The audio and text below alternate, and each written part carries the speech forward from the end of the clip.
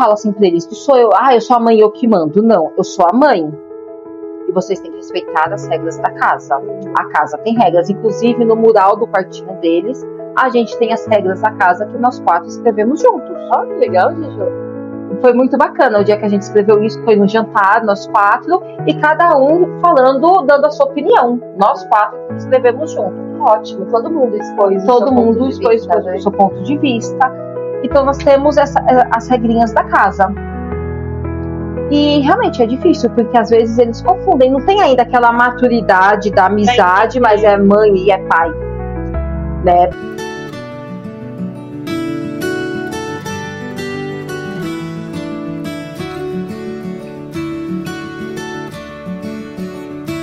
Olá, sejam todos muito bem-vindos ao nosso episódio 07, né? Do nosso JJ. E hoje a gente tem uma convidada extremamente especial nesse episódio. Demais, né? Demais. Nesse episódio, nessa edição especial do Dia das Mães. Então, assim, fiquem ligadinhas, porque assim, o episódio de hoje tá, assim, sensacional. E eu tenho certeza que vocês vão aprender muito com essa mulher, com essa mãe que passou por muitas questões. E ela segue assim, linda, maravilhosa, né, Jojo? Com certeza. E eu tenho certeza que vocês vão, além de se emocionar, vocês vão aprender muito hoje também com a nossa convidada, que eu faço as honras para Jojo apresentar, né, Jojo? Meu amor. Vou começar apresentando essa simplesmente maravilhosa que está aqui com a gente. Primeiro, muito obrigada por ter aceitado o nosso convite. E, gente, essa mulher se chama Muriel Caroline. Simplesmente maravilhosa. Tem apenas 40 anos, tá? Nem parece. Parece que tem 28. Esse é o bom da nossa geração, né, amiga? Exatamente. Sinceramente, vamos ser honestas. 40 aninhos, mas nem parece, gente. Isso mesmo, ela é mãe do Rafa e do Guel. E também é empreendedora. E a gente vai falar um pouquinho da história dela, um pouquinho dessa parte da maternidade. Então, gente, fiquem até o final, aguardem um pouquinho, porque você vai descobrir um pouquinho mais sobre quem é Muriel, essa pessoa maravilhosa, tá? Então aguarde, porque daqui a pouquinho você vai descobrir um pouquinho mais sobre ela, tá? Então, já vou começar aqui falando para vocês sobre os nossos patrocinadores, tá bom? Vamos começar com a nossa patrocinadora oficial do nosso pod, né?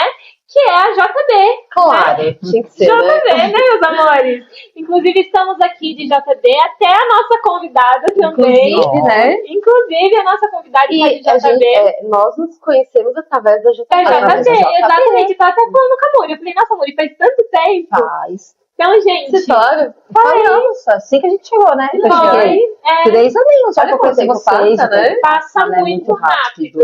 Então, estamos aqui, né, de JB. Vou deixar aqui também o Instagram da JB para vocês já irem lá, já seguir, porque, gente, o conteúdo de lá é tudo. Inclusive, tem peças que são sensacionais. Então, já aproveitem para vocês já seguir. Vou deixar também aqui o @. E, claro, que eu não poderia deixar de falar da Gatinha, nossa loja de acessório, Agatha Brand, tá? Bebê Pra mais vocês. novo, né, Nosso Jojo? mais novo bebê, exatamente. Então, vou deixar aqui o @ da Agatha pra vocês já irem lá, já seguir. E, gente, assim como na JB, tem cada peça que eu sou muito suspeita pra falar, porque eu sou completamente toda, né, apaixonada. Agatha, né? Toda. Sou completamente apaixonada. Então, já aproveitem pra vocês já irem lá seguir. Deixando também pra vocês aqui na tela o Instagram do JJ. Que é o nosso canal, né? Isso, que é o nosso Instagram. É verdade, nosso Instagram. Que é o nosso Instagram daqui, do canal, pra vocês já irem lá seguir a gente, porque lá vocês vão ver todos os cortes em primeira mão, tá?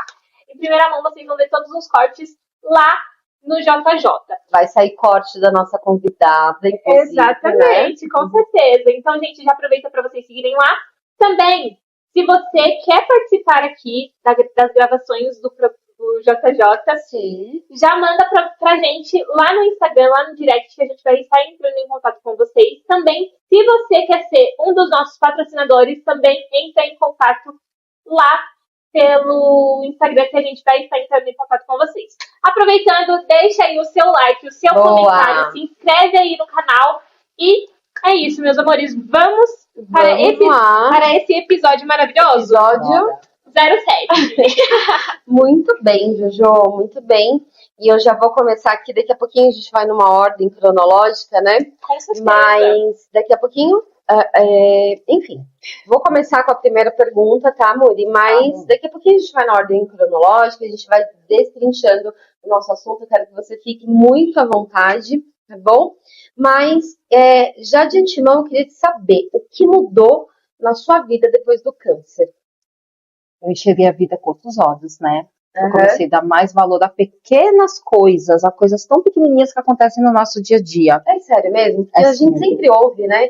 Que depois que as pessoas passam por algumas questões, elas começam a ver coisas pequenas. Isso é real, Muri? Isso é real, a gente começa a dar valor a coisas pequenininhas. Às vezes, no final do dia, a gente reclamava que, ai, nossa, não aconteceu nada de tão grandioso no meu dia. Ou reclamava, focava naquele problema que teve naquele dia específico. Eu aprendi que o problema é a menor das coisas. Aprendi a ver o lado positivo de tudo. Inclusive, hoje é uma coisa que eu carrego para a vida e eu ensino meus filhos a ver o lado positivo daquele probleminha, independente do tamanho do problema, ver o lado positivo daquilo, porque aquilo não aconteceu por acaso. Sim. Veio para ensinar algo, veio para mostrar, ou até mesmo para evitar que algo pior acontecesse lá na frente. E eu passei a dar valor aos mínimos detalhes da vida. Sim, e por exemplo, uma pessoa que hoje ela não está passando pelo câncer, mas ela está passando por outro problema, e que ela não está conseguindo enxergar essa luz no fim do túnel, o que você diria para essa pessoa?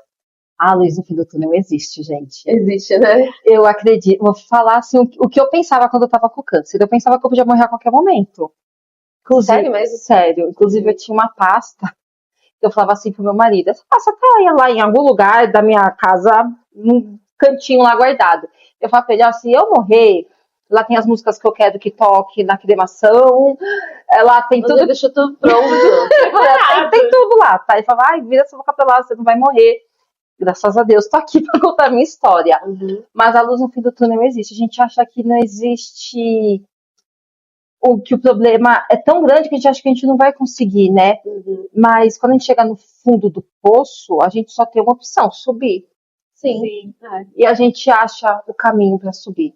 E foi o que você achou, foi né? Foi o que eu achei. E agora voltando ali o começo, né? Agora a gente vai falar como essa edição especial, né, Juju, do Dia das Mães. Exatamente. Eu sei que a maternidade, você é mãe, né? Enfim, eu sou mãe da minha bebezona. Mas, assim, a gente sabe que a maternidade é uma coisa muito linda, porém ela é muito romantizada. Nós tivemos uma convidada semana passada e ela enfim, ela diz que realmente é lindo, mas existe a parte que não é romântica. Me fala um pouco do que é a maternidade sem ela ser romantizada. A maternidade é maravilhosa. Eu amo ser mãe.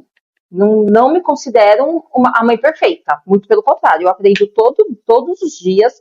E quem mais me ensina são os meninos. O Rafa e o Miguel. Eles me ensinam todo dia como ser mãe. E não é fácil. Porque você quer trabalhar, você quer ter uma carreira fora, você quer cuidar da casa, você quer ser esposa, você quer ser mãe. E você é uma mulher cheia de coisas, cheia de sonhos, cheia de... Exatamente. Aí tem aquela hora do dia, tipo à noite, que é o horário que a família inteira tá junto, porque os meninos ficam o dia inteiro na escola. Hoje, integral a escola deles? Sim. Hoje eu consigo, na verdade, eles ficam de manhã em uma escola, no contraturno, fazendo outras atividades. Na hora do almoço, eles almoçam nessa escola, então na hora do almoço eu vou lá, pego eles e levo para a escola, que é o horário do estudo deles à tarde mesmo no colégio. É estudo tradicional. O estudo tradicional, assim. Isso. Levo eles para outra escola. O fato de eu ser empreendedora, ele permite eu ter esses horários com as crianças. Flexibilidade, porque né? A gente às vezes pensa, você é empreendedora para trabalhar menos. Mentira, a gente trabalha mais. Porém, temos a flexibilidade. Eu consigo hoje pegar meus meninos na hora do almoço, buscá-los na hora da saída, levá-los de manhã para a primeira escola. Porém, à noite, a hora que você está lá em casa, você quer fazer uma jantinha fresca para comer em família, você quer descansar, e você tem os seus filhos para fazer lição de casa. é aí que você vê e fala, meu Deus, que loucura, né? Porque você tá na cozinha fazendo um arroz, ao mesmo tempo, filho, vai fazendo aí a lição que a mamãe já volta, mas mãe, não tô entendendo isso, volta aqui. Você quer dar atenção, Aí você quer dar ele, atenção, né? aqui pra eles, mas você também quer adiantando as outras coisas pra poder curtir. Só que você também tá pensando no seu trabalho e tudo, né? Exatamente, você tá pensando no dia de amanhã já, o que eu tenho que fazer. Apesar assim, de eu amar ser mãe, é uma loucura. Mas é uma loucura que eu falo que é gostosa. Mas a gente não pode romantizar, realmente. Que momento que é mais pesado, assim? Pesado, aspas, sabe? Você sente, assim. É esse momento da noite que você tá tipo, a milhão, assim? Exatamente, que eu acho que é o momento que tá todo mundo em casa, é o momento que eu tô mais pilhada. Apesar de eu ter um marido que super me ajuda.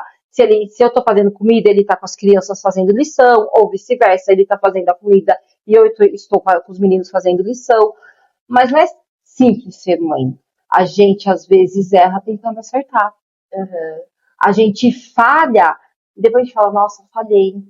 Às vezes você teve aquele dia que não foi tão bom, então você tá um pouco estressada. Você sente culpa, às vezes, tipo assim, um exemplo bobo, tá?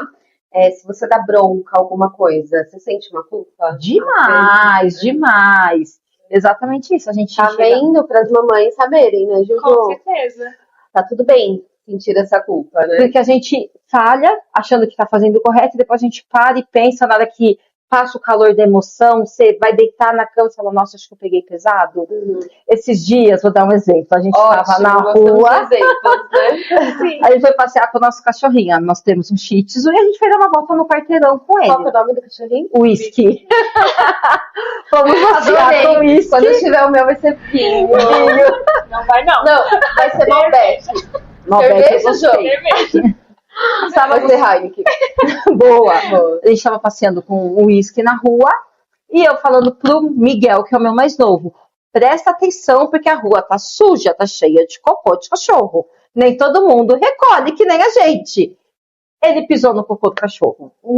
Tipo, o caminho inteiro. Olha onde você pisa. Na hora que eu vi que ele ia pisar, eu gritei e puxei ele pelo braço, não deu tempo. Aí ele olhou pra mim, não, você me puxou pelo braço, me machucou. Nossa, aquilo deu na minha alma, tipo, nossa, eu fui rude, eu machuquei meu filho. É criança, ele tá se divertindo passeando com o cachorro. Porque pensa em uma criança de 6 anos que fica o dia inteiro na escola e a gente mora num apartamento. Eu não tenho o hábito de deixar eles descerem sozinhos pra brincar. Eles só descem comigo ou com o pai. Então, tipo, ele se soltou aquele momento na rua, domingo de manhã, correndo na rua com o cachorrinho dele. Eu me senti culpada, porque eu apertei o braço dele com força e tentei puxar pra ele não pisar na sujeira do chão. E eu me senti culpada. Falei, nossa. E como é que você faz pra sair dessa culpa quando você sente isso? Ou não sai ao tempo? É o tempo que sai, mas o que eu tento fazer com eles? Depois que nós chegamos em casa, fui lá lavar o tênis dele, conversei com ele, falei, mamãe pediu o tempo todo pra você prestar atenção no caminho. E olha o que aconteceu, você sujou o seu tênis. Mas tudo bem, mamãe já limpou, já pôs ele pra secar e a mamãe te pede desculpas porque a mamãe foi rude. Porque toda vez que eu erro com eles, às vezes, na maioria das vezes tentando acertar, eu peço desculpas. Sim. E eu ensino eles a sempre que eles errarem, fizerem algo e se arrependerem, chegarem na pessoa e pedirem desculpa. Sim. E nesse dia eu pedi desculpa pro Miguel e ele veio me abraçou e falou, mãe, tá tudo bem. Eu realmente errei, porque você me falou tanto, né? E eu fui lá e fiz o que você pediu pra eu não fazer. E ele é muito inteligente. Mas, Lu, eu acho isso muito interessante da sua parte, porque você meio que dá você como exemplo pra ele, sabe? Não só fala, por exemplo, vocês têm que aprender a pedir desculpa, mas você não mostrar pra eles. Você, de fato, mostra que você tá sendo o maior exemplo, sabe? Quando eu errei, vou lá e peço desculpa, vocês têm que fazer o mesmo, entendeu? Então isso eu acho que é o mais interessante da maternidade. Não só você falar, porque falar, vamos ser sinceros, que até papagaio fala. E criança, ela aprende no exemplo. Com certeza. E o que eu percebo com meus filhos? Quanto mais eu falo, é aquilo que acontece. Como, por exemplo, esse episódio. Não pisa, olha onde você pisa. Aconteceu, daí ele foi lá e pisou na sujeira do chão. Sim, e a Juju falou uma coisa assim, que eu achei que assim foi sensacional, porque realmente as pessoas, nós aprendemos assim a vida toda pelo exemplo, né? Isso seja nas relações familiares, nas relações de trabalho, né? Sim. Se você puder me dar uma resumida uma pincelada de como foi a sua criação. Porque eu acho que isso acaba dizendo muito. Anos 80. Eu sei. Meu Deus, minha mãe, o negócio, o bagulho era louco. Era bem lá embaixo, né? Era chinelada na cara. Voava chinelo, inclusive. Eu já estava com meu marido, nós estamos juntos há 20 anos, né? Ou 20 seja, anos, 20 anos eu tô com a Alexandre. Peraí, então foi que ano? 2006. 2006. 2006. Eu acho que foi no ano de 2006 mesmo, eu tava na rua. Então, a gente brinca, né? Década de 80. Fui criada na rua, a gente, férias, cada vizinho lá chamando o outro, lá a gente passava o dia inteiro na rua. Só que a mãe falava assim, não tinha relógio, não tinha celular. Começou a escurecer, entra. Começava a escurecer, a gente entrava, a gente tinha um respeito maior pelos mais velhos. Minha mãe começou a escurecer, some.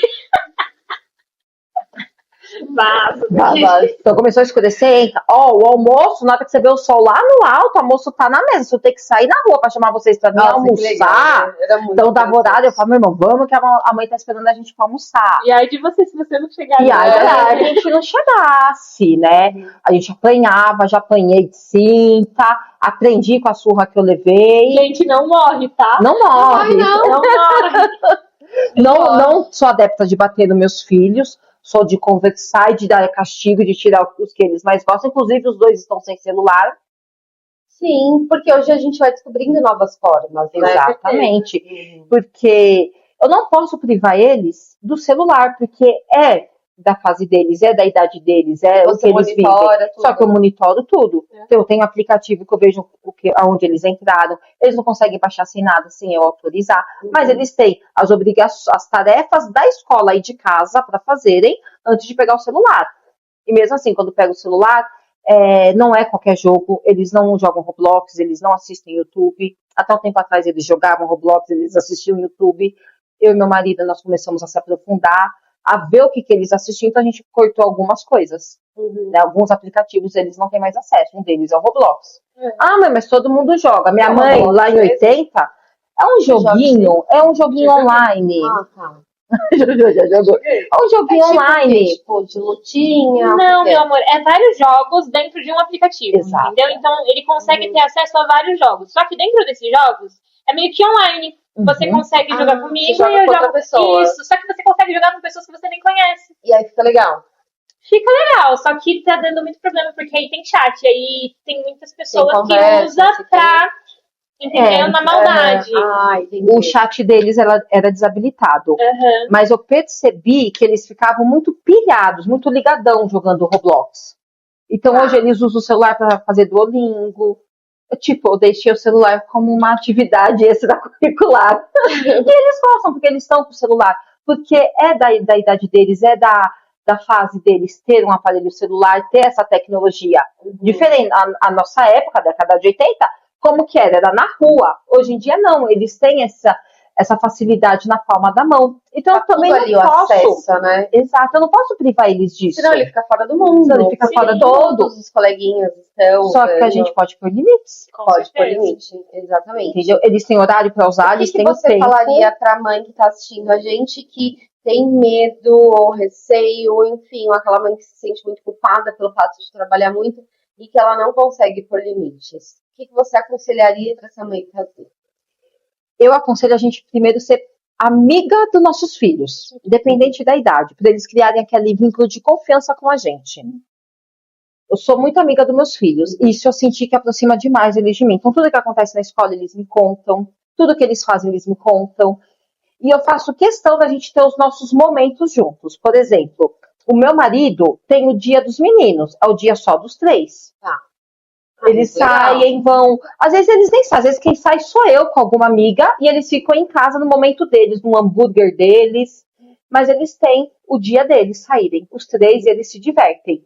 E o dia que eu fico em casa e os 3 saem, é o meu dia da deusa. Então, é o meu dia do banho demorado, é o meu dia que eu levo a taça de vinho pro meu banho, que eu acendo vela, que eu apago as luzes e tomo meu banho relaxante. E eu sei que o banho premium, maravilhoso. E eles estão com o pai se divertindo. Então, e eu tenho um dia teu com os meninos. é o dia que, às vezes, o meu marido tem os horários diferenciados, então, o dia que o meu marido está no serviço, eu vou de manhã cedo com eles numa padaria tomar um café da manhã, de lá a gente vai para um parque, para o Serete, que é um parque que a gente vai muito, a gente vai andar de bicicleta, vai andar de patins, Que é maravilhoso. vai só dar uma caminhada. Então, eu faço questão de ter esses momentos com eles. Eles falam, os momentos de nós quatro juntos. Sim, então você falou que tem essa questão da amizade. Como que você acha que você consegue delimitar o ponto saudável, né? Porque eu sei que tem essa questão de ser amiga, como você falou, mas ao mesmo tempo também tem a questão de ser mãe, que dá ordens e tudo mais. Como você consegue delimitar esse espaço entre vocês? Sim, é difícil a gente impor limites nas crianças, né? Então, eu sempre...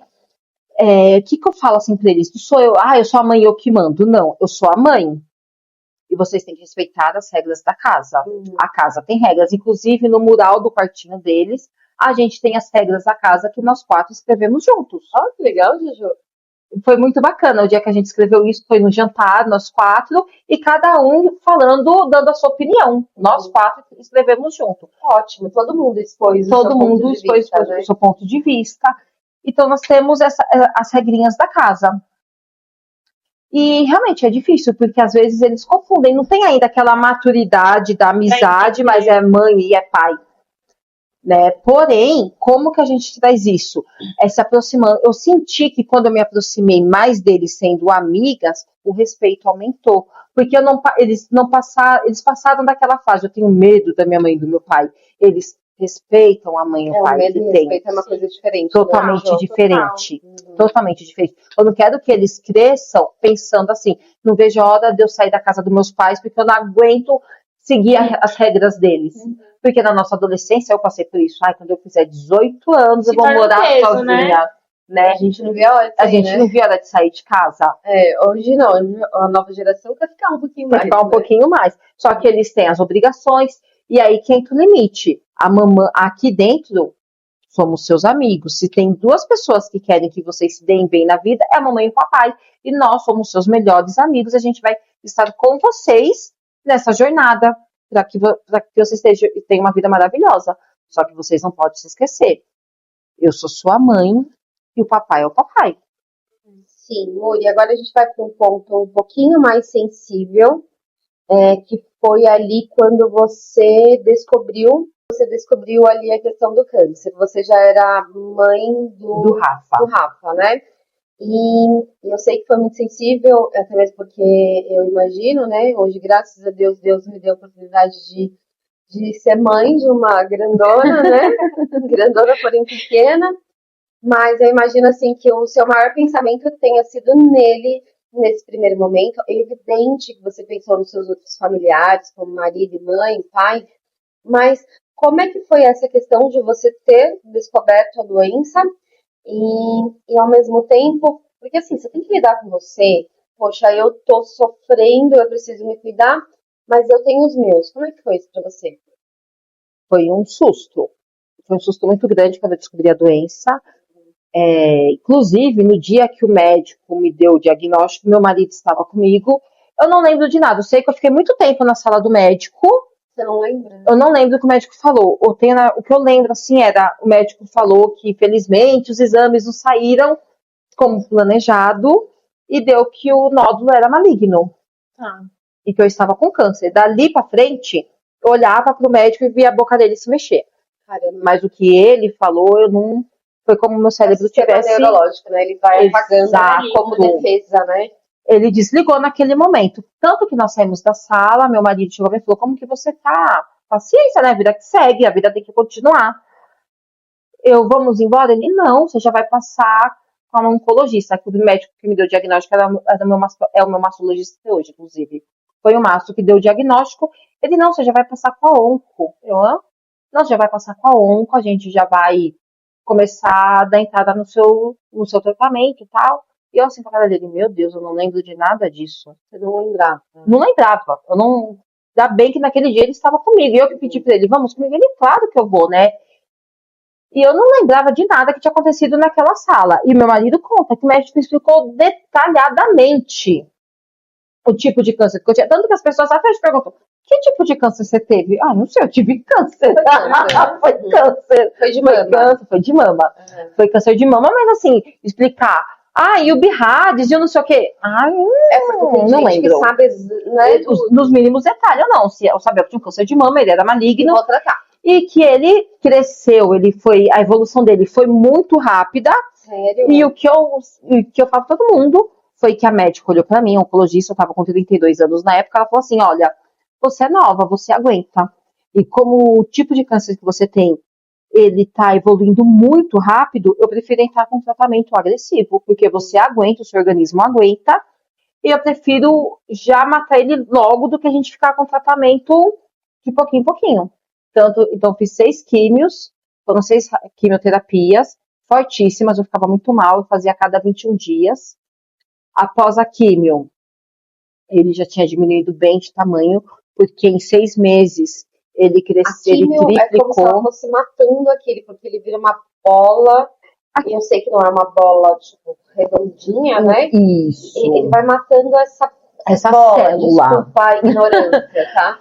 A Essa químio, célula, né? ela mata toda a célula que está crescendo no seu corpo, porque ela não sabe Inclusive as diferenciar. células boas, né? Isso, ela sabe diferenciar o que é uma célula ruim de uma Tá. célula boa, então ela mata tudo.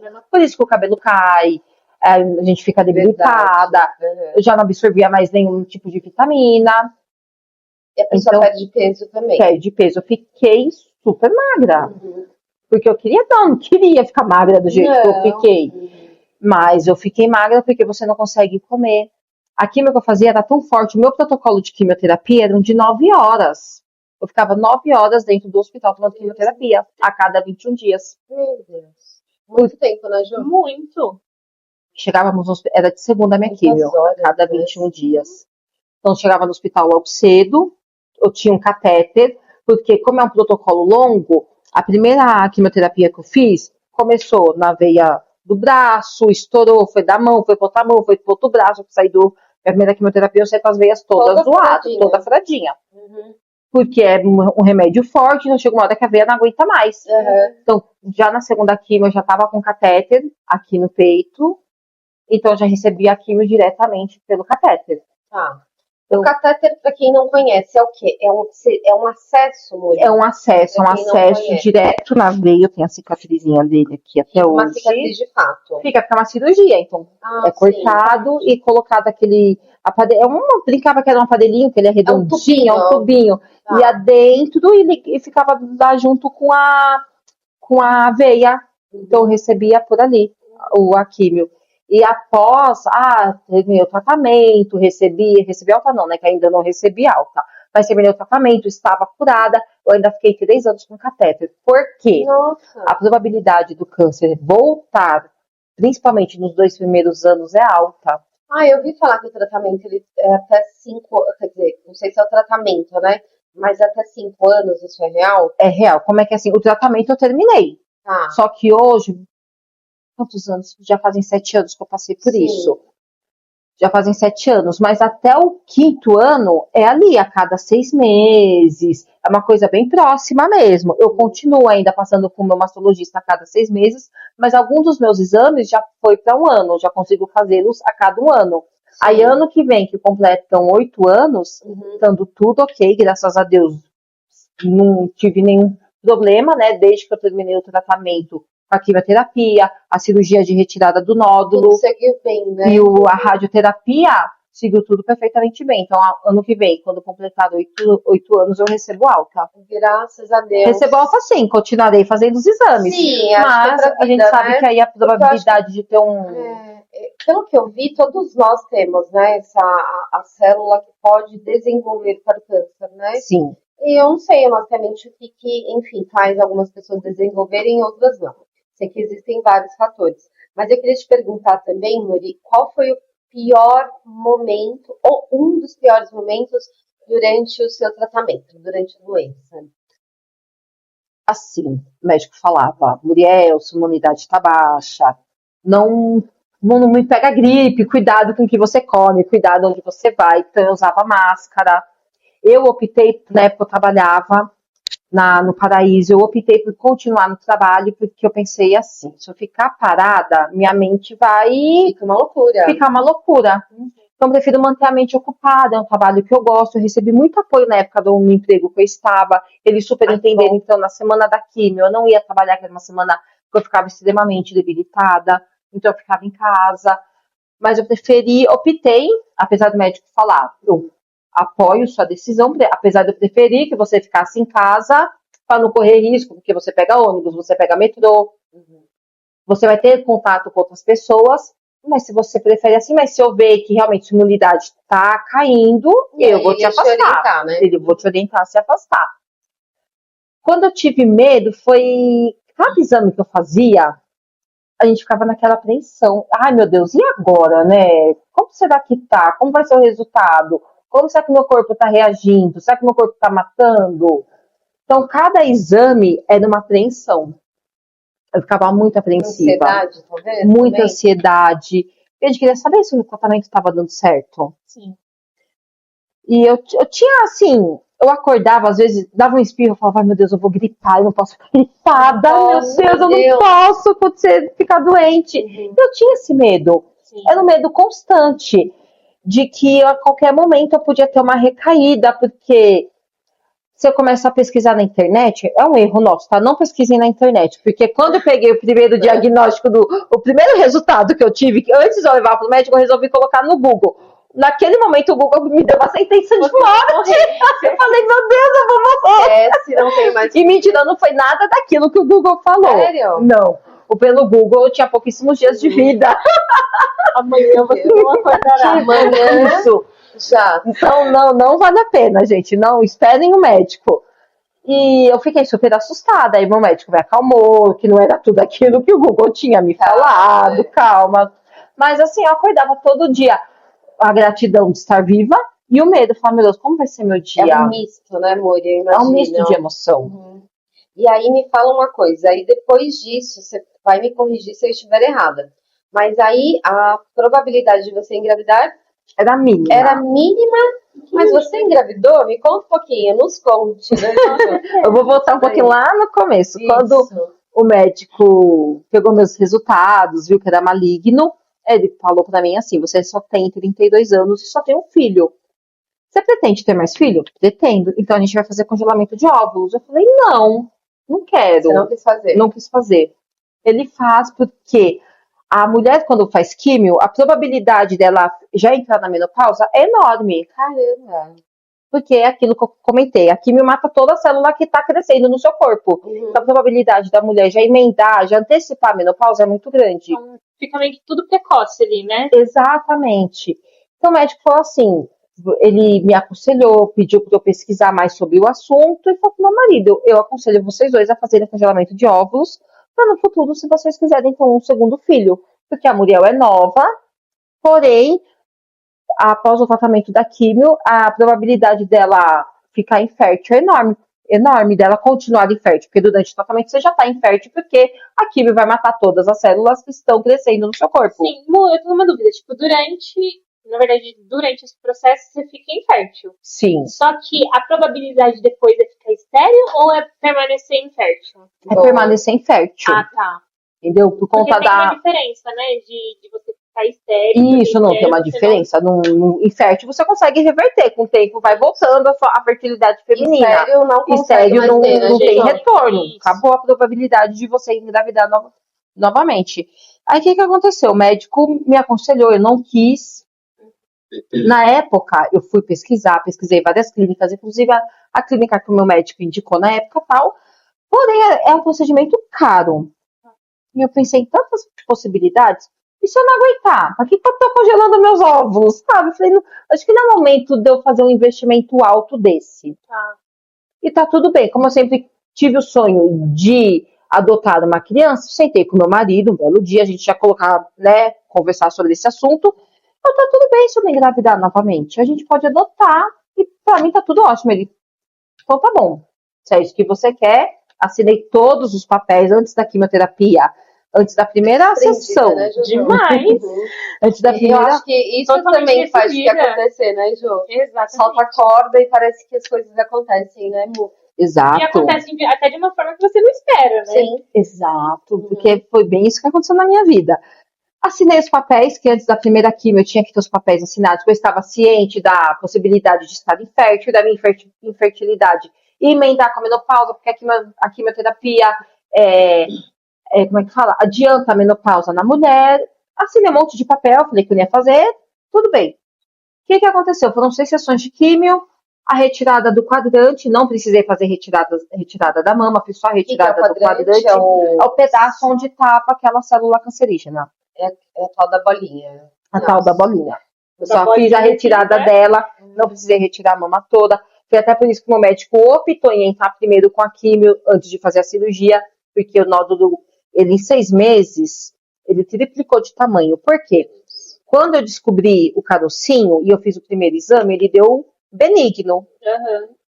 Então, dali 6 meses, eu tinha que refazer todos os exames. E nesses 6 meses, que deu maligno. Aí ele já não era mais um carocinho redondo. No primeiro exame, ele era redondo. Depois ele vai ficando irregular. Ele vai ficando todo irregular. E ele cresceu bastante, num ponto que, como eu senti o carocinho tomando um banho, eu senti o caroço.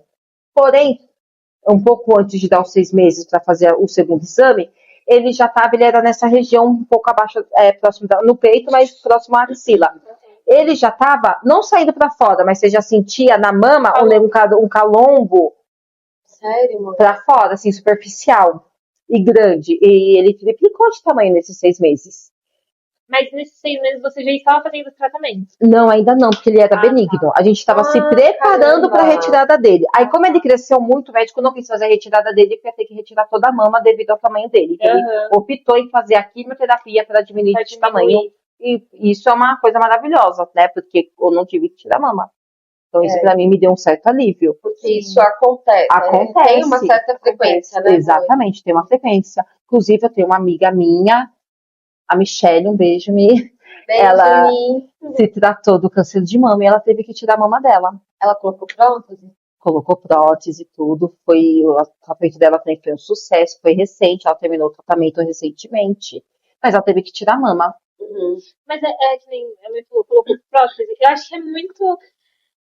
A pessoa, ela meio que já pensa nisso, né? Quando é nova ali. Eu falo porque nenhuma mulher quer passar por essa situação, né? E aí, quando passa, ela meio que fica meio que sem saída, né? Tipo, eu preciso, ou eu vou, eu meio que fica naquela insegurança com ela mesma. Não é nem com os outros, é com ela mesma.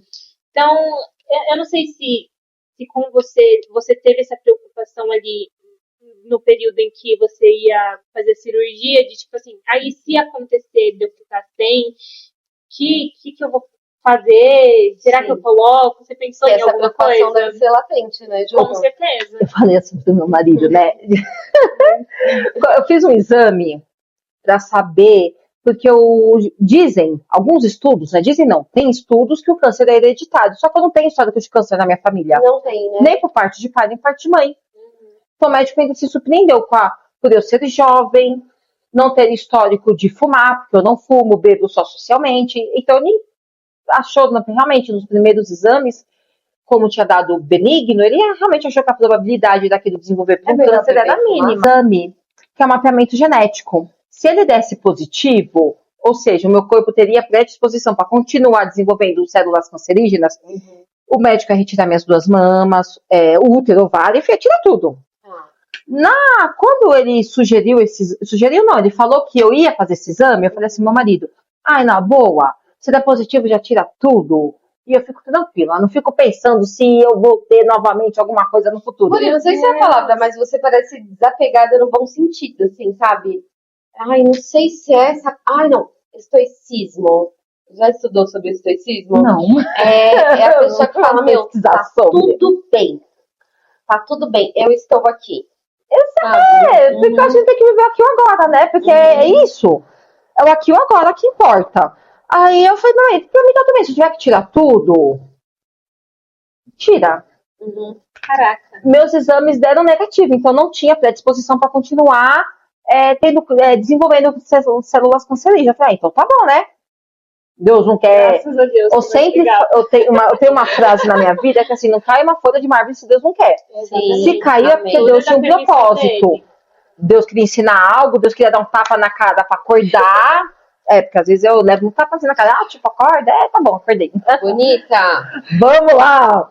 Enfim, aí deu negativo esse exame, e bom, tá bom, então não é pra eu tirar, então também tô tranquila, já que eu não tenho essa predisposição, então tá tudo bem. Feito todo o tratamento, 6 quimioterapia, retirada do nódulo, 21 sessões de radioterapia, eu estava fazendo a quimio preventiva, que eram 21 sessões, toda sexta-feira. Ela é uma quimio mais leve, mas não deixa de ser uma quimio, ela vai continuar matando a minha célula. Não é a rádio. Não, foi assim, 6 quimioterapia vermelhas, que é a quimioterapia mais pesada, a mais forte. A retirada do quadrante, que era só o pedacinho onde estava o nódulo, e a radioterapia, que é aquele... Ai, como é que eu vou explicar? Que a gente... Que pega onde era a região do câncer e recebe o laserzinho lá, a radiação, né? Pra matar de vez. Tudo, matar de vez. Então, fiz tudo, terminei, comecei a quimioterapia preventiva. O que é a quimioterapia preventiva? É uma continuação do tratamento, porém mais leve, pra meu câncer não, pro meu não, porque ele não era meu, tá? Ele só tava aqui, mas não era meu. Pro câncer não retornar. Eu tava fazendo, eram 21 sessões também, igual a rádio, eram 21 sessões e eu fazia de toda sexta. Como ela era mais leve, mais branda, eu fazia toda semana. Porém, não deixa de ser uma quimioterapia que mata tudo que tá nascendo no seu corpo. Então, eu continuei careca, continuei com o cabelo, com as unhas fracas, sem crescer. Uma bela sexta-feira, fui tomar a minha químio. Eu tomava na hora do meu almoço, que era do lado do meu serviço. Eu já não tinha tantos efeitos colaterais. Eu fui na hora do meu almoço, voltei, retornei pro escritório. Eu adoro um café. A tiazinha do café veio, Muri, café fresco. Nossa, café fresco. Peguei na xícara e falei, esse cheiro de café me deu enjoo. Aí já me deu um twin na cabeça. Falei, meu Deus, na gravidez do Rafael eu não conseguia tomar café. Sério? Aí aquilo ficou, sabe, pegando o cheiro do café, um cheiro que eu adoro. O que aconteceu? Não consegui tomar o café. O meu chefe veio conversar comigo com uma xícara de café. E ele conversando comigo, eu olhava para aquela xícara de café, corri pro banheiro. Melhor, você tá bem? Então, tô nisso bem. Você já tava fazendo a químio. Já tava tomando Na verdade, a você químio. tava ainda, né? Caraca. Mas tava finalizando ou ainda tava no comecinho? Não, tava no começo. Aí eu peguei... Nossa, não sabia que era no começo. Pensei que era no final. Aí eu peguei... eu tava no começo da preventiva. Entendi. Aí eu peguei e fiquei com aquilo na cabeça. Quando foi no sábado de manhã, acordei com meu marido fazendo café. Aquele cheiro de café me enjoando. Eu falei assim pra ele, amor, vai na farmácia agora, compra um teste. Ele, você tá louca? Você tá enjoada porque você tá tomando quimioterapia. Ou não, vai comprar um teste. Não vou, eu vai comprar. O Rafa tinha quantos anos? 4. 4 anos? 4 aninhos. Vai comprar um teste, amor da minha vida? Por favor. Desculpa, ele já tava com 5. Quando eu descobri o câncer, ele tava com 3 para 4. Essa fase ele já tava para fazer 5 anos. Tá. Já tinha 5 anos, que eu descobri em agosto. Só uma ele fez 5 em julho. Respondesse muito rapidinho, mas não perdesse o fio da meada do que você tá falando. Lembrei do que ela tá falando, tá? Você acha que tudo isso que você passou, pelo fato do Rafa, né, ter passado, você acha que isso moldou o caráter dele? Mudou a personalidade dele? O Rafa é uma criança de 11 anos que tem uma responsabilidade gigantesca. Ele é uma criança que eu não preciso falar assim pra ele, amanhã você tem prova pra estudar. Filho, tanto que eu não brigo com ele assim, vai estudar pra prova. Eu não brigo, não mando. Filho, e a prova amanhã? Mãe, já estudei. Amanhã vai cair a prova disso, vai cair isso. Eu sei tudo que vai cair na prova porque eu recebo na agenda online. Só que eu não fico questionando ele, eu converso com ele. Acho que aí essa é a questão da proximidade, né? Mãe, já estudei, vai cair isso, eu já estudei pra prova, tá tudo em ordem. Ele é uma criança realmente, eu brinco que ele é meu nerd, só tira nota alta. Não, então e eu acredito sim que isso moldou, né, a personalidade e o caráter dele, né? Ele é uma criança muito responsável. Ele é maravilhoso, né? Ele é uma criança educada, né, Ju? Super educado. Eu acredito que sim. O Piqueiro gosta da feijoada. Adora a feijoada, né? da amiga da mamãe. Tava falando do teste, que ele foi comprar o teste. Aí meu marido foi comprar o teste.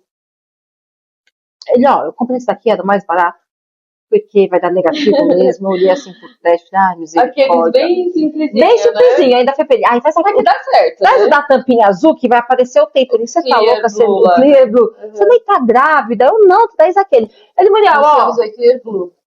Desculpa. Oi? Ele, Muriel, aqui, ó, R$3,90, o farmacêutico falou que é a mesma coisa, só não vai aparecer o período o seu tempo aí de gravidez, porque você nem grávida tá. Tá bom, entrei no banheiro, ele fica aqui comigo. Nós dois no banheiro, coloquei o negócio assim, gente, mal encostou, apareceu dois riscos vermelhos. Eu falei assim, meu Deus. Ficou aí meu marido assim, olhando pro negócio. Ele tava junto no banheiro? Tava, fiz ele ficar no banheiro comigo. Eu, meu Deus. Ele, não. Como? Você tá infértil. E realmente, eu descobri minha gravidez em agosto. Eu engravidei em junho. Só que no final de maio para junho, eu tinha feito alguns exames. E nos exames deu que eu estava infértil. O médico ainda brincou comigo. Muri, ó, você tá infértil. Eu, não, tá tudo bem, doutor. Ficou meu marido assim. Aí meu marido olhou pra minha cara, depois de alguns minutos, a gente olhando aquele resultado. Meu marido, e agora? Vamos conversar com o doutor Guilherme, que é o meu mastologista. Ele, tá bom. Peguei, tirei uma foto e mandei pro WhatsApp do meu médico. O médico sem entender nada. O médico me respondeu. Muriel, o que é isso? Muriel, de quem que é esse como é o nome? Esse teste. Falei, doutor, tô grávida. Ele, como assim? A engraçadinha responde assim pro médico. Doutor, o senhor como mastologista, obstetra e ginecologista não sabe como eu gravidei. Então vai ser o que você que desenhar pra você. Agora me ligou na mesma hora. E meu marido incrédulo, né? Como você respondeu isso pro médico? Seu marido, tipo, em estado de choque ainda também, né? Aí eu coloquei no Viva Voz. Ele, isso foi no mesmo dia, na mesma hora? Foi tudo na mesma hora. Foi tudo no sábado de manhã, porque eu fiquei enjoada com o cheiro do café. Tá. Meu marido sendo romântico, me acordando com café na cama e eu lá passando mal com o cheiro do café. Tira isso daqui. Aí eu peguei, meu médico me ligou, né? Depois da piadinha que eu fiz. Ele, ó, você tá com o Alexandre? Tô com o Alexandre. Muriel, vamos lá. Há um mês atrás, os seus exames deram que você estava infértil. E agora você tá grávida. Eu vou ser chato, mas eu vou falar grosso com vocês, mas eu preciso falar isso. O feto pode não desenvolver. O feto, você pode estar grávida, mas o feto já não tá mais, né? Eu falei, não, doutor, eu entendo. Porém, depois de tudo que eu passei, Deus vai fazer isso comigo, então eu tô confiante. Ele, tudo bem. Quem me indicou o meu mastologista foi o meu ginecologista. Uhum. Ele, então tá, Muriel, segunda-feira, antes de você ir do seu serviço, você vai pro consultório do Dr. Marcelo. Pode ir lá, que eu já tô chamando ele vai te atender. É só chegar lá. Realmente, eu cheguei lá, o Dr. Marcelo já estava me esperando. Mas isso ele te deu porque você literalmente estava infértil. Ele te falou assim, a probabilidade. Mas, tipo assim, você nunca parou pra questioná-lo, tipo, de como aconteceu? Porque, assim, se você estava infértil, claramente não teria possibilidade, né? Exato. Então, eu questionei, mas ele falou que pelo meu histórico, pelo exame que eu tinha feito há um pouco mais de um mês, que deu infértil, era uma probabilidade mínima de eu engravidar. Tá, mas tinha uma possibilidade. Ele não falou pra você que não tinha. Eu acho que ele nem deve ter entrado nessa questão de ter, né? Não, ele nunca nem chegou, porque assim, é que nem, vamos lá, todo ano. É tão improvável, porque você tá infértil, como que você engravida? Porque, né, até pra você falou. Você assim, então, da minha cabeça foi desde já, Deus mandou. E com certeza, foi ele. E foi ele que mandou. E eu, tipo, nossa, é emocionante falar sobre isso pra mim. Eu conversar sobre isso com as pessoas, porque hoje eu vejo o Miguel com 6 anos, eu falo, meu Deus do céu, pensar que eu ouvi do médico que ele podia não desenvolver, que podia ter N problemas, e ele tá aqui perfeito, correndo. E eu diria que, na verdade, ele é um milagre, porque assim, ele veio de uma gestação que era improvável, que você estava no tratamento, você estava na quimioterapia, e da improbabilidade se tornar uma gestação de risco. Exatamente. Só que além disso, além de você ter esse milagre, você também tem um primeiro milagre, que é seu primeiro filho, porque ele foi forjado através da sua doença. Aliás, eu não estou falando que é só isso, mas isso com certeza tem uma grande parte no caráter dele, na personalidade dele, porque ele teve que amadurecer. É igual você falou, hoje eu não preciso, tipo, Lembrá-lo, cobrá-lo das responsabilidades. responsabilidades. Então, assim, tudo que aconteceu na sua vida, se não for um milagre, eu não consigo ver outro nome. Eu vejo isso como um milagre, porque é a probabilidade realmente de uma mulher. Porque assim, Muriel, mas entre a quimioterapia mais forte e essa quimioterapia mais branda, foi quanto tempo? Foram uns 9 meses, não foi um tempo tão extenso. Ai, foram anos depois, que com o tempo vai. Realmente, com o tempo, o que o meu médico quis dizer? A mulher faz a quimio, ela fica infértil. Porém, pela minha idade e o fato da quimio adiantar a menopausa, eu podia emendar tudo. Muri, deixa eu só te fazer uma pergunta, pode parecer boba, mas ela não é, tá? Porque eu sei que vai ter gente que vai, enfim, de repente pode lidar com essa notícia de ter o câncer. Mas como que é a questão do libido? Porque assim, né? Você teve porque, enfim, você deve ter tido algum libido. Você perde em partes ou não perde? Como é que funciona? Eu perdi, principalmente no início do tratamento. Perde, Eu né? perdi mesmo, eu não tinha vontade nenhuma. Primeiro que eu me sentia muito debilitada, Uhum. eu me sentia muito fraca. Onde eu encostava, eu dormia. Mas na primeira você tinha isso porque ela era mais forte. Ela era mais forte. Mas Depois- essa questão do libido a quimio ou é a doença? Ou é um contexto geral? Acho que acho que o fato da doença deixar a gente, o tratamento deixar a gente debilitada, acaba Tratamento, acontecendo né? isso. Uhum. Porque você fica fraca, então você não tem vontade. Sim. Eu não tinha vontade de comer, não tinha vontade de fazer nada. Uhum. Coisas que nos dá prazer, como comer, como tomar um vinho, como de repente ter uma relação com seu parceiro. Eu não tinha essa vontade, eu não tinha mesmo. Com o tempo, depois que passou essa fase mais pesada, que foi essas 6 quimioterapias mais fortes, aí veio a rádio, com o tempo eu fui voltando a ter prazer das coisas. Ter vontade de comer, vontade de sair, porque eu não queria sair de dentro de casa, apesar de eu me achar linda. Eu vivia maquiada, eu vivia em cima de um salto. Agora uma pergunta que, assim, é crucial. Faz diferença estarmos arrumada em tempos difíceis? Totalmente. Uhum. A oncologista que cuidou de mim durante meu tratamento, primeira coisa que ela falou assim pra mim: o que mata não é o câncer, é a sua cabeça. Aí eu fiquei assim, nossa, eu tô com câncer, vai falar da minha cabeça. Deixa minha cabeça em Eu ainda não tô assimilando nada, não tô entendendo nada que tá acontecendo comigo. Aí assim, pra cara dela, é? Mas por quê? Ela assim, eu tenho pacientes que vieram pra primeira consulta e eu cheguei pra eles e falei, você tá com câncer, daqui 10 dias a gente vai começar a quimioterapia. Tô dando um exemplo que eu não lembro assim de cabeça, mas foi mais ou menos isso que ela me falou. Tá. Eu cheguei pra atender ele na primeira quimioterapia, a pessoa tava magra, careca, morrendo, horrorosa. E ela não tinha nem feito quimioterapia. Caramba, a cabeça. Ela meio que já colocou Ela já aceitou aquilo, tá bom, eu tenho câncer, eu vou morrer, então tá bom. Aí aquilo ficou na minha cabeça. Minha primeira quimioterapia, cheguei super cedo no hospital, porque meu protocolo era longo, ela me pediu, quanto mais cedo você chegar, melhor. Eu cheguei no hospital arrumada. Ai, gente, que lindo. E façam isso. Eu acho a coisa mais feia do mundo, a pessoa tá... Ai, desculpa, nada contra, mas enfim. A pessoa tá com um problema, uma coisa, ai, nossa, vou me desarrumar pra Deus e o mundo ver. Eu não. Aí então eu coloquei... Vejo meus problemas. Aí, um outro ponto que eu cheguei e falei pro meu marido, eu pensei o quê? Eu sempre tive medo das pessoas terem dó. Eu acho pesado você ter dó de alguém. É pesado.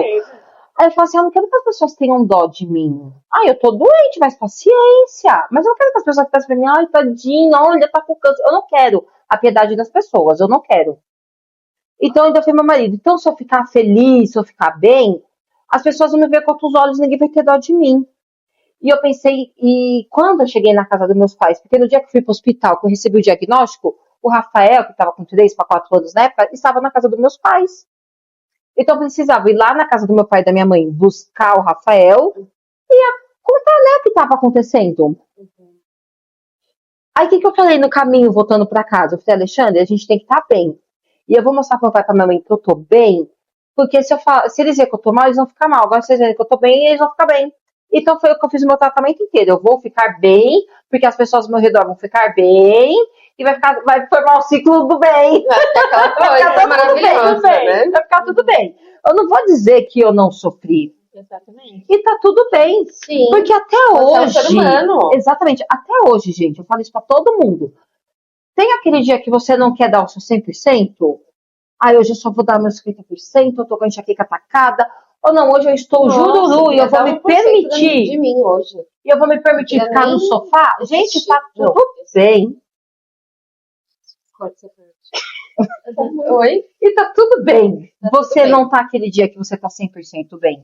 Muri, e deixa, vou falar uma coisa, o papo tá tão gostoso, já passou uma hora, a gente nem percebeu. Daqui a pouquinho a gente vai voltar nesse assunto, mas agora eu queria falar da Muri empreendedora, tá? Antes, vamos dar uma pausinha de 5 minutinhos para eu fazer um xixizinho. Perfeito. Muri, conta pra gente como que foi que você se descobriu empreendedora, se isso já era um sonho latente ou foi um sonho que de repente nasceu. Me conta aí como é que foi essa descoberta. Bom, eu trabalho desde novinha, desde meus 16 anos eu sempre trabalhei. Uhum. E nessa fase toda da vida que a gente é adolescente, eu queria fazer direito, eu queria ser professora, eu queria ser tanta coisa. Só que assim, eu venho de uma família humilde, então eu sempre trabalhei para ajudar em casa. Então não tinha aquele tempo de, eu vou pagar uma faculdade, eu não tinha como pagar uma faculdade cara, como fazer direito, relações internacionais, que era um sonho que eu tenho até hoje de fazer. E eu não passei em nenhuma faculdade pública. Eu sempre fui uma aluna ali mediana para passar numa USP ou numa Unesp da vida, mas tá tudo bem.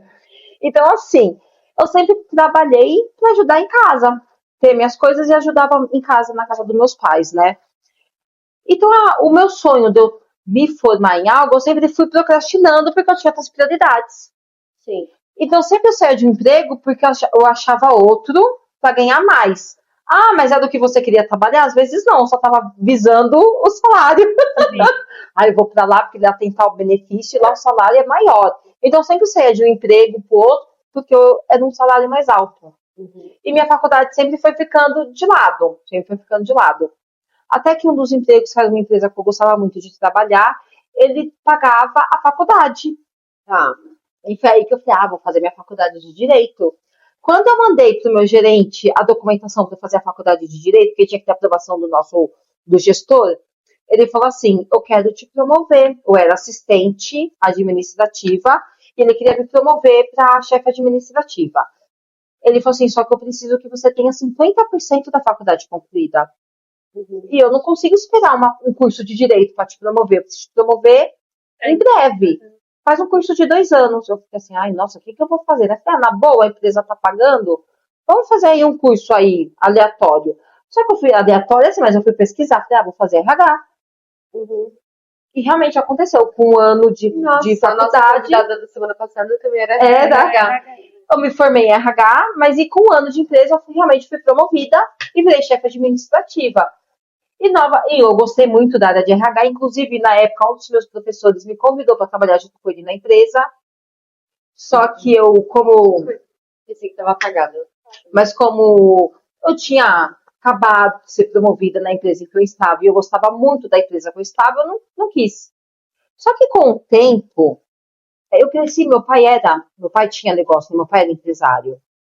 Eu via meu pai, eu sonhava em ser igual meu pai, de ter o meu negócio próprio. Seu pai tinha o quê? Meu pai tinha uma pizzaria. Aí meu pai tinha uma pizzaria, só que quando nós fomos embora pro sul, né, nós moramos um tempo em Santa Catarina, ele acabou vendendo a parte dele da pizzaria. Enfim, coisas da vida, né? Que na época eu era criança, eu não entendia direito, mas tá tudo bem. E eu via meu pai, né, desde pequeno eu via meu pai trabalhando no negócio dele, eu tinha aquela vontade de ser empreendedora.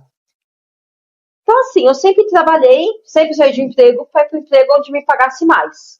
Chegou um momento na minha vida que eu falei, mas não é isso que eu quero, eu não sou profissionalmente realizada. Foi um sonho que ficou adormecido durante um tempo. Ficou adormecido. Mas ele sempre existiu. Ele sempre existiu. Aí eu passei pelo processo de coach, porque eu estava meio perdida. Fui trabalhar numa empresa que era meu sonho trabalhar naquela empresa. A empresa que eu saí no ano passado. Era meu sonho trabalhar naquela empresa, mas eu não era aquilo. Nossa, tinha um salário alto, um cargo bom. Mas é isso. Às Aí vezes eu passei. nem sempre o dinheiro realiza. Exatamente. Aí passei pelo processo de coach. A minha professora de yoga era neurocientista e tal, e eu conversando com ela, falei, vamos bater um papo, vamos se aprofundar sobre isso, que eu gostei dessa ideia aí de você ser coach e tal. E aquilo abriu realmente a minha mente. Eu falei, eu descobri o que eu quero. Só que você tem uma estabilidade. Como que você sai da estabilidade, né? Para ir para alguma coisa que julgam incerto, né? E, né? Enfim. E para mim foi um pouco difícil. Aí, o que aconteceu? Na empresa que eu trabalhava, que era a minha empresa dos sonhos, teve um corte. E nesse corte eu saí. Eu fiquei extremamente frustrada. Com a empresa, não, comigo mesma. Quando eu trabalhei doente, quando eu trabalhei até às 10 da noite, quando eu trabalhava home office, o tanto tudo, né, que eu fiz tal, mas eu sou grata porque eu amadureci profissionalmente, claro, lá dentro. Mas eu me frustrei comigo, o quanto eu me doei. Por que eu me doei tanto para os outros? Para enriquecer, né, o dono da empresa? Na verdade, você estava se doando para você. Foi o que eu sempre pensei. Eu nunca tive, eu trabalho desde os meus 14 anos, hoje vou fazer 42, há 10 anos que eu empreendo, né? Então, assim, sempre fui mais CLT do que empreendedora. Mas eu percebi que quanto mais eu me doei para empresas de outras pessoas, no fundo, mais estava me doando para mim, né, também. Eu não sei se você hoje tem essa percepção. Não tenho, mas eu penso por esse lado.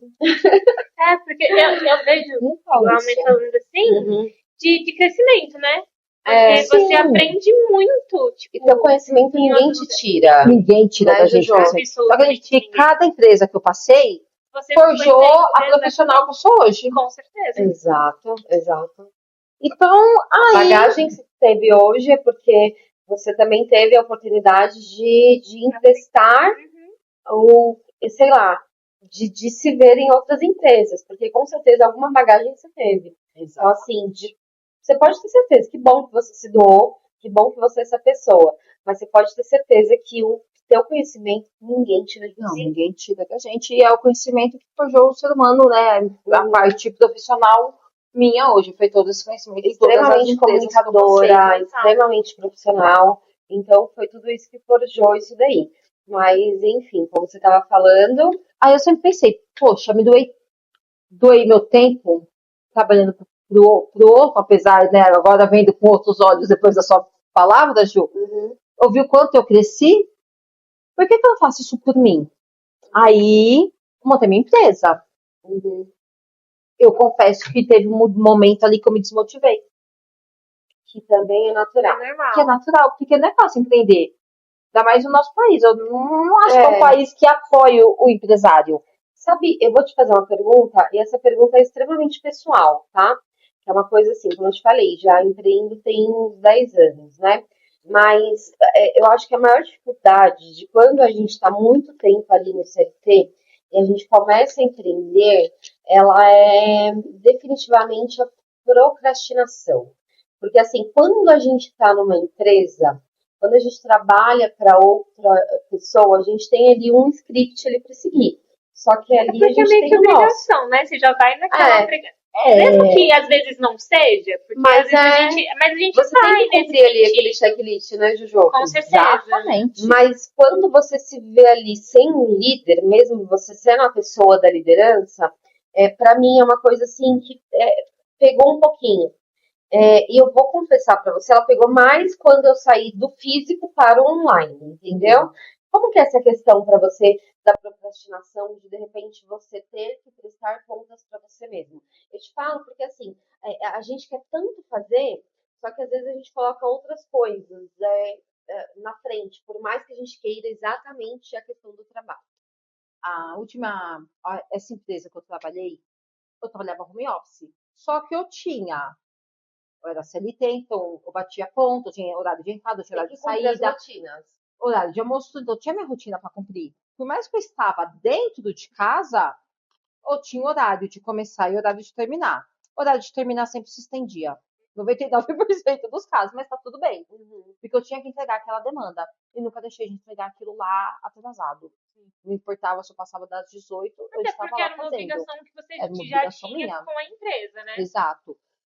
Quando eu montei meu negócio, que aí o meu home office, que é o terceiro quarto da casa, que eu chamava de home office, hoje eu chamo ele de escritório,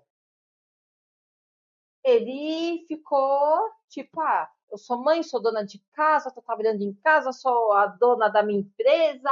E foi realmente, eu vi o quanto eu comecei a procrastinar, coisa que eu não fazia trabalhando CLT.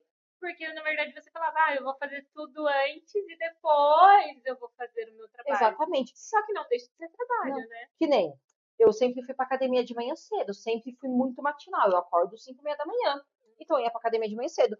Se desse 8h30 da manhã eu tinha que entrar no meu serviço, eu entrava com roupa de escritório. Porque eu estava ali na minha casa. Mas eu tenho uma reunião. Tudo bem, Muriel. Você vai ali pegar sua camisa, se vestir para ligar a câmera e participar da sua reunião. Eu tinha esse hábito. Tanto que eu tinha uma camisa que eu já deixava separada para as horas que eu tinha reunião e eu não estava arrumada. Apesar de eu preferir chegar da academia, tomar meu banho e me arrumar. Né? Já deixava a coisa pronta ali Mas para começar seu dia. Mas acontecia, porque tinha uma aula de spinning de terça e quinta na academia, que era do lado, da minha casa. Mas ela acabava 8h15. Eu não tinha tempo de chegar em casa e tomar banho. Então, de terça e quinta, eu não tomava banho na hora do meu almoço antes de buscar as crianças na escola.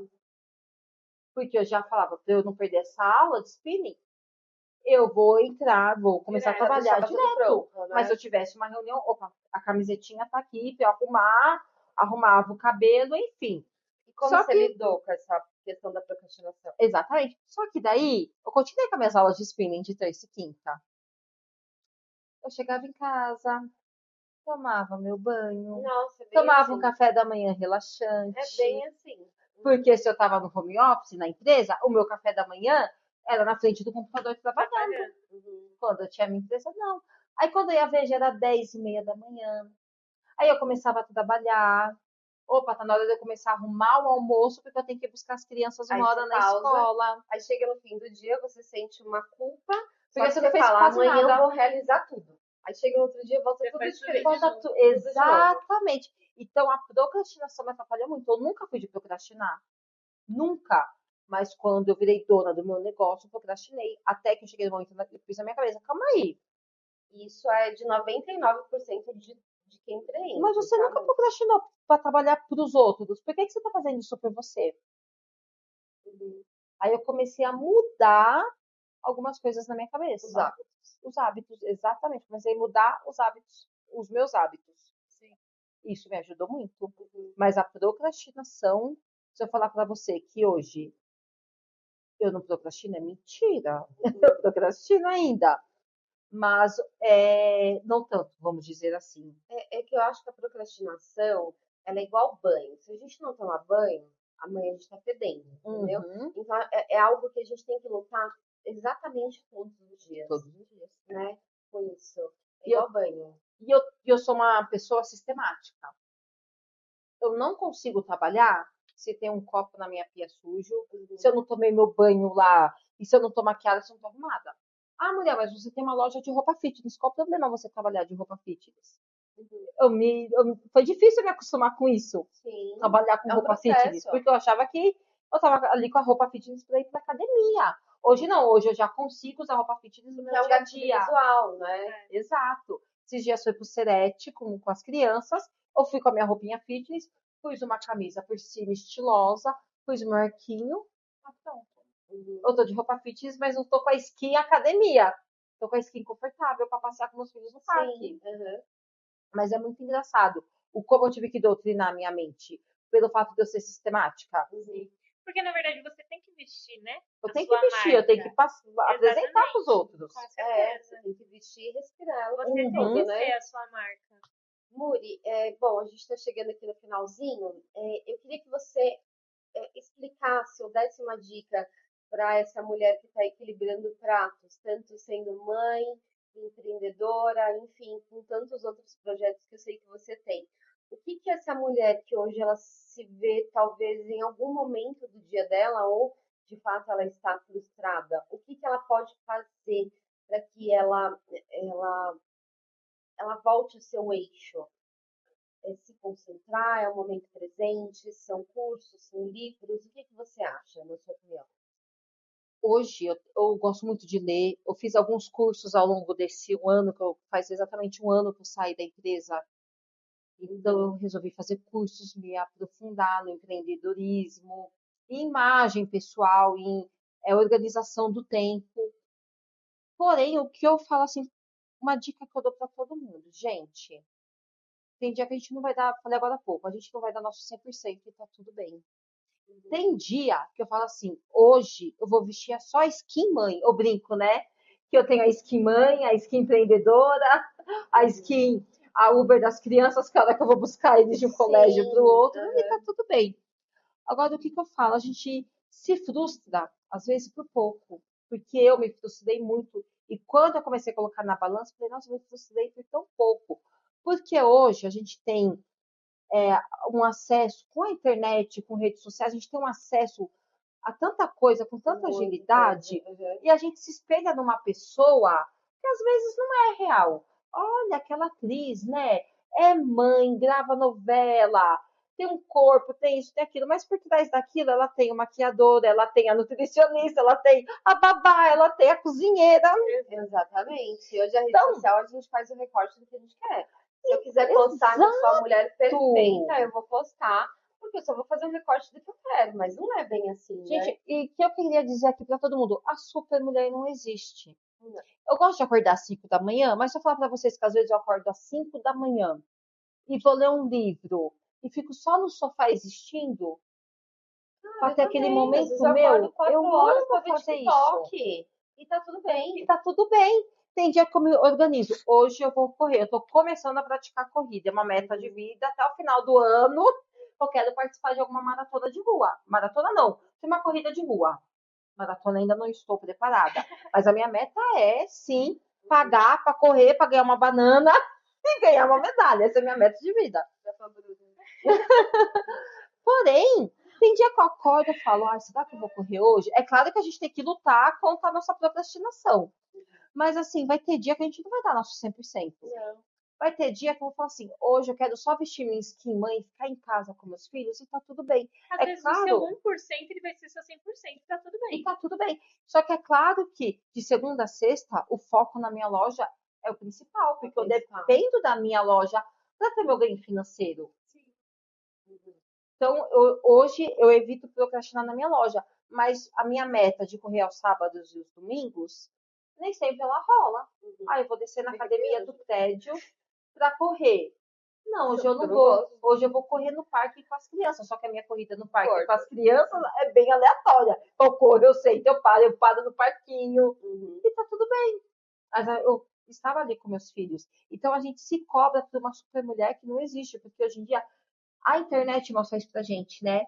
A mulher que dá 10 mil passos por dia, que corre, faz pilates, faz 10 minutos de meditação. Exatamente. Foi com a igreja, independente da religião, cuidou dos filhos, fez comida. Gente, não dá. Essa super Isso mulher não existe, essa super mulher não existe. E assim, só uma coisa que eu quero falar, assim, essa super mulher não existe.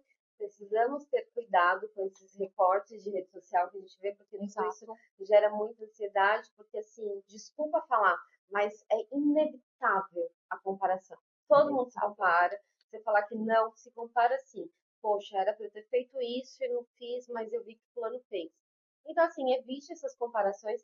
Se de repente você está seguindo alguém que de repente você está se comparando demais, cuidado. Agora, se você está seguindo alguém da qual você está se inspirando, ótimo. E tá tudo bem a gente mudar de ideia. Eu sou uma pessoa que eu posso amar café hoje, não vou dar esse exemplo com café, mas eu posso amar suco de laranja hoje e daqui a pouco eu vou odiar.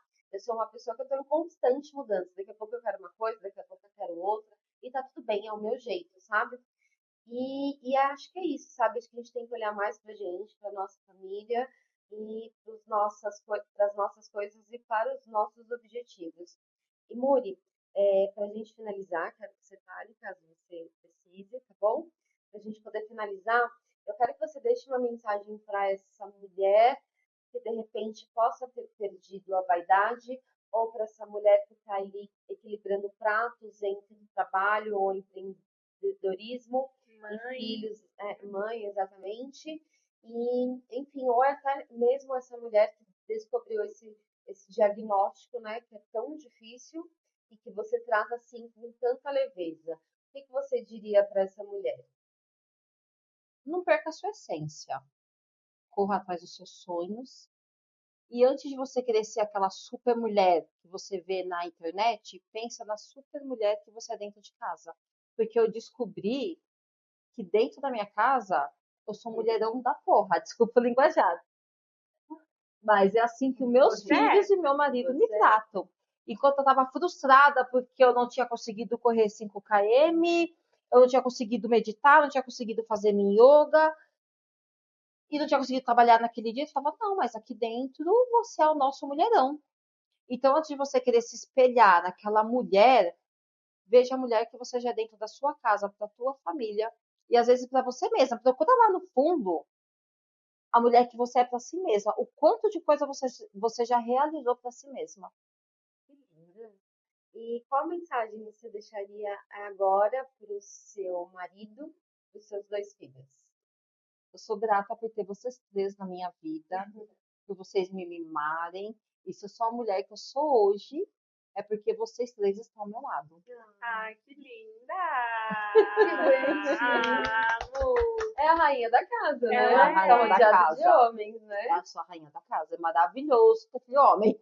A gente é mimado o Você dia quer falar inteiro. alguma coisa pra gente finalizar, filhota?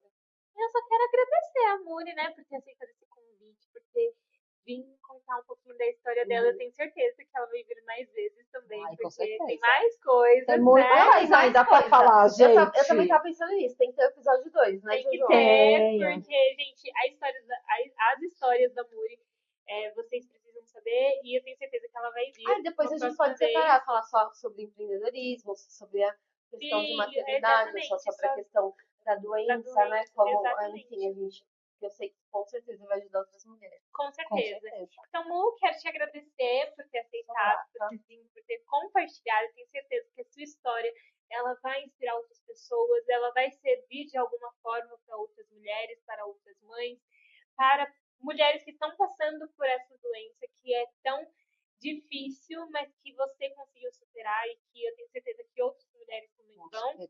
Então, gente, é isso. Eu quero agradecer também, né, a minha Mamis, que está Obrigada, aqui filha. comigo, que me apoia sempre, que tá junta. E é isso, gente. Muito obrigada, viu? Eu que Foi- agradeço o Foi convite, uma conversa gente. Foi assim, maravilhoso. tão leve, tão Maravilhosa. gostosa. Obrigada, viu? De Eu que verdade. agradeço, meninas, o convite. E quero que tenham mais episódios. Com Eu certeza também vai acho, ter. gente, porque a conversa foi tão gostosa. Foi Não, muito se boa. deixar. Gente, Não, se deixar, a gente vai ficar aqui, ó, não, até... passou, gente, quase 2 horas, a gente nem viu. Não, Passou muito né? rápido. Passou muito rápido. Com certeza. E é isso, meus amores. Deixa aí o seu like, o seu comentário, que vai ser muito importante, né, meu amor? Com certeza. Muito importante pra gente. E se inscreve no canal, porque os próximos episódios que estão por vir também vai ser muito bom. Isso aí, Muri, obrigada, viu? gratidão, meninas, e gratidão pra você que tá aí do outro lado da tela.